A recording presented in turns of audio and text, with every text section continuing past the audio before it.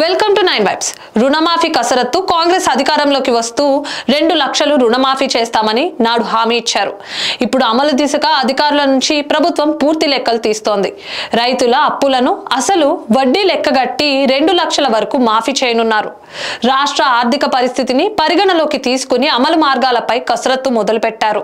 రాష్ట్రంలో ప్రస్తుతం సుమారు 39 లక్షల మంది రైతులు, బ్యాంకులు, ప్రాథమిక వ్యవసాయ సహకార సంఘాల్లో రుణగ్రహీతులుగా ఉన్నారు.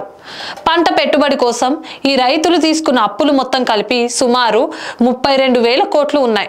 రాష్ట్రంలో కాంగ్రెస్ ప్రభుత్వం ఏర్పడిన నాటికి ఈ మేరకు బకాయిలు ఉన్నాయి. ఒక్కో రైతు కుటుంబానికి 2 లక్షల వరకు రుణమాఫీ చేయాలని కాంగ్రెస్ ప్రభుత్వం భావిస్తోంది.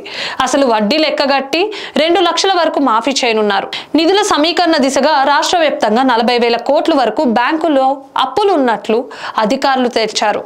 లెక్కలు కసరత్తు, రుణమాఫీ అమలుకు మార్గదర్శకాలను స్క్రీనింగ్ చేస్తే దాదాపు 20% వరకు తగ్గే అవకాశం ఉందని అంచనా వేస్తున్నారు.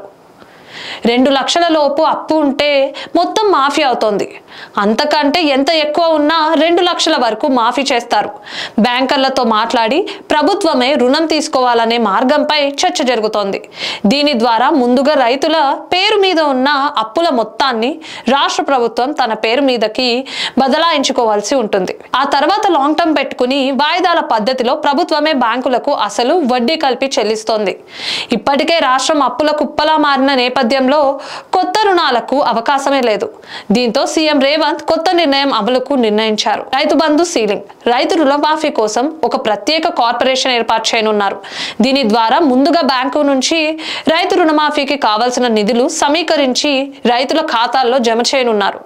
ప్రభుత్వ ఆదాయ శాఖలైన రిజిస్ట్రేషన్, ఎక్సైజ్ రెవెన్యూ నుంచి 1% నిధులను ఆ కార్పొరేషన్ కు బదలాయించటం ద్వారా 3 ఏళ్ల కాలంలో బ్యాంకులో ప్రభుత్వ రుణం క్లియర్ చేసేలా ప్రణాళికలు సిద్ధం చేస్తున్నారు.